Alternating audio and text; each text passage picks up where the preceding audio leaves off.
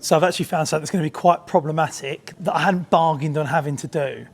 I'll process this news in a traditional British way by having a cup of tea and a slice of toast while I contemplate my options. While I think about those problems that will cause the TTS to fail its MOT, let's get back to doing some bits with the wheels. I wouldn't normally do this, but I really want to take good care of these Fox wheels. So we're going to do a little bit of prep before they're ready to go on the car. Right, first thing we're going to do with these Fox VR4s, we're going to get them unpacked, get them waxed, ready to go on the car. So you've already seen that we've gone for the satin silver. They are going to look so sick on the car. Those 9.5 19s with that little concave that it's got is going to look so cool. I can't wait to get them fitted up. For those of you that are in the comments saying to me, I should have gone for the black and polished. I know it would have looked good, I know, but this fits the style that I'm going for more with the car. That kind of brightening it up more, I say classy kind of look. I'm not going for that murdered out black look on this car. I love that look, but just not for this. So come at me all you want in the comments. Come at me all you want. But the wheels are staying satin silver. So let's get these VR4s all unpacked, ready to be waxed. So I said before, we've got all the accessory kits here, centre caps, valve caps, everything, Fox badges, wheel fitting kit here with centering rings and bolts. Fox Wheels have literally supplied me with everything that I need to get these wheels on the car. But we'll go into more detail about the fitting kit and things like that when we actually bolt the wheels up to the car for the first time.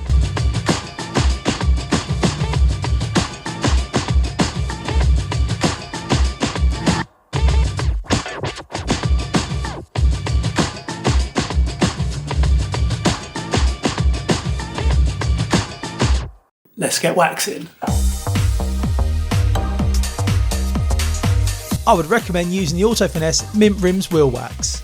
So we've done the faces and the barrels of the wheels with 2 coats of wax and buffed it all off with a nice new microfiber cloth. I can't believe how sick these are going to look. They are awesome. So this is the Fox VR4 satin silver 9.5 19 45 offset. They're double drilled 5112 and 5120 PCB. So that's VW Audi fitment, BMW fitment, and anything else that's 5112 or 5120. It's super important that you get the right fitment wheels for your car.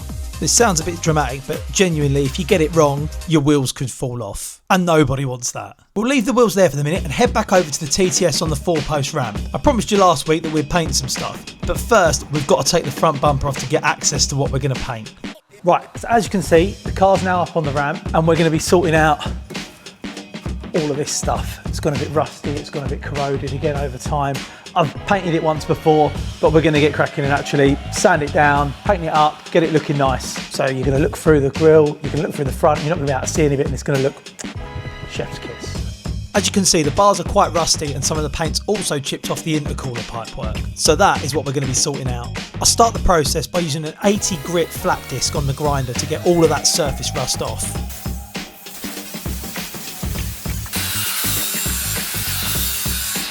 Then we get it masked up and get it painted. For this, we've just used some satin black spray. Once it's dry, we take the masking paper off. And there we have it, finished, painted. It looks so much better than what it did before. And that's going to look great behind the front bumper and the grille now. While we're talking about painting stuff, I completely forgot to show you the engine cover that I painted from episode 1. The one where I had the moment of madness and was like, I don't like that, took it off and painted it.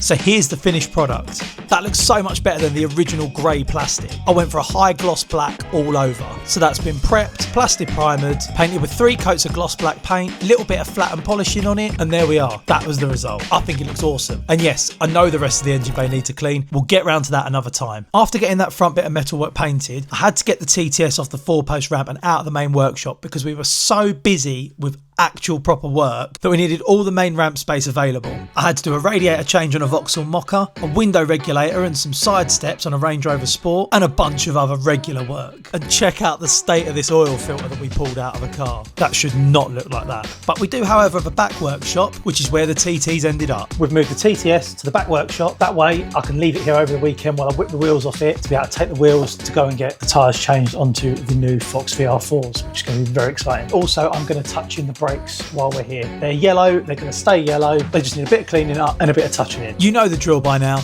We get it up on the lift and have a look at what we're going to do. This workshop space has got quite an old scissor lift in it, but it still does the job and still works just fine for what we need to do. So first thing we've got to do is get the wheels off.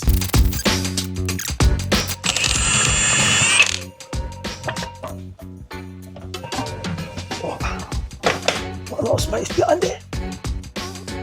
As you can see, it is a little bit tight working in that space, but it's fine. We'll make do.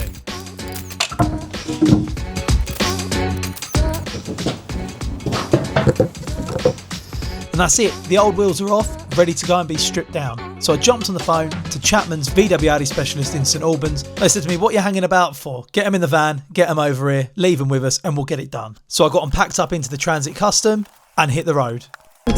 What a little old school R&B hype on the drive over. Wait! You ready for me? You ready for me?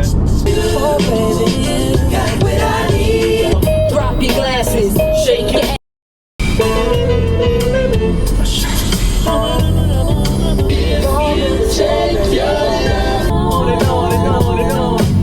Here we are, just pulling into Chapman's VW and Audi specialist in St Albans.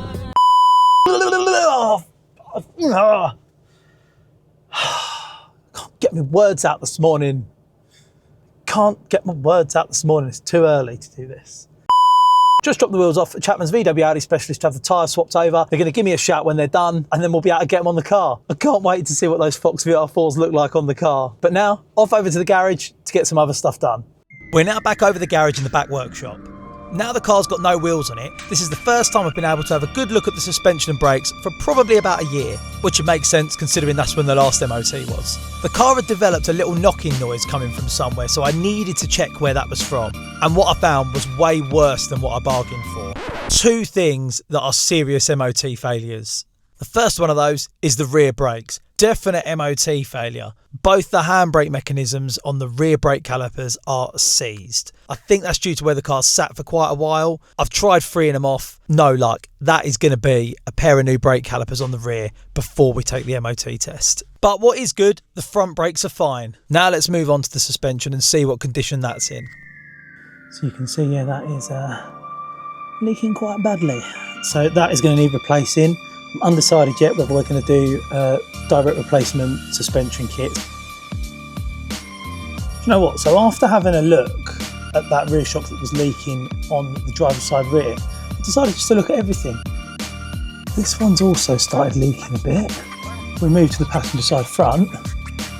That one, if you have a look, is all rusted up and crusty up there. Looks like it needs a new top mount as well. So yeah, that also probably could do with a change. This is the one that's blown out quite badly. And then driver's side front or offside front, looking like that. Look at that, like the actual, it's rusted up. And again, like up in that top mount looks a bit dodgy as well, a bit questionable. So it's looking like we're probably going to do a whole new set of coilovers or a whole new set of shock springs and top mounts. So after looking at that, rather than just replacing a pair of rear shocks, it looks like we're going to do everything. It looks like I'm going to do a whole coilover kit or a whole new shock and spring kit with new top mounts. We're going to change everything. Why not? While we're here, I don't often have the car off the road. So while it is off the road, let's get it done so it's right. So I'm here sat in the X5 contemplating what we're going to do about this shock and spring disaster. It's definitely going to fail MOT like it, so it has to be done and has to be fixed before it goes through MOT. And it's really important that it gets done quick because the car's due to go to a show at the end of January. So it needs to happen before then. So I need new shocks, springs, coilovers, whatever I'm going to do to it, I need to work that out. And I also need to work out what I'm going to do with the brakes. And I'm at the point now where if it needs 2 new rear calipers, I might as well do new discs and pads all round, braided brake lines and the 2 new rear calipers. Why not? While I've got it all off, it just makes sense to get it all done and all working right. But once the suspension, the brakes are done, then that'll go through MOT just fine. So I just need to work out what it is, what am I going to do with it? Do I want coilovers? What coilovers do I want? You know, do I want to stick with shocks and springs like what I've got? It would be nice to have the adjustability of a set of coilovers to be able to raise the ride height, lower the ride height to get the wheels to sit correctly. But then it's a lot more money for a set of coilovers. Well, a set of decent coilovers anyway. And then I've had a look at all of the bushes underneath as well. They're all a little bit worn. They're fine. They will pass MOT as they are, but it's not going to be creating a positive driving experience. I'm even half tempted, while I've got all the suspension off, let's strip the rear end down and the lower arms and everything like that on the front and just get all of the bushes done and completely refresh the whole suspension setup. But I just don't know. I wasn't expecting this, and it's just something that I wasn't expecting to have to do. I've got to do it to pass MOT, so I need to have a think about it and just see what the best option is, price it all up and go from there, really. Oh, and the last thing, let me update you on the transit breakdown from last week. We couldn't move it around the back or anything to get it up on a ramp or anything like that, so we had to jack it up out the front of the workshop.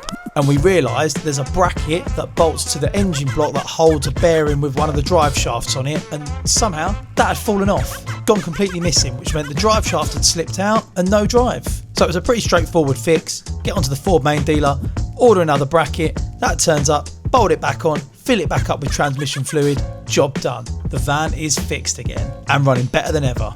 Next time on JP on Cars, I introduce you to the BMW X5 and we get it ready to take to the French Alps. I DJ at Auto Finesse HQ, I bought some tools off TikTok Shop, I update you with the M.O.T failure solutions, and we finally get the FOX VR4s bolted onto the car. Thanks for watching, make sure you like and subscribe and all that stuff. See you next time.